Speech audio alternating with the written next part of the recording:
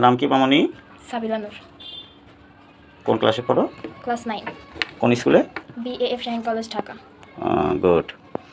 তুমি যে এইভাবে কলম ধরো, এইভাবে কলম ধরে তুমি তো সুন্দর করে লিখতে পারবে না বাবা। কেউ বলে নাই তোমাকে? স্যারেরা বলে না? বলে। ঠিক আছে, টেনশন করো না, আমি তোমাকে আধা ঘন্টা বা 1 ঘন্টার মধ্যে আমি এটা ঠিক করে দেবো ইনশাল্লাহ। দেখো,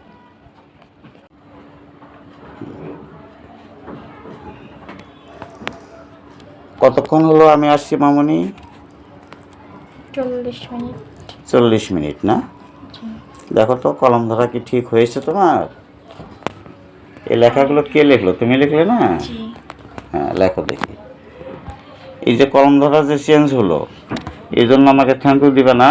থ্যাংক ইউ স্যার। এখন কি ইজি মনে হচ্ছে না? জি, অনেকটা।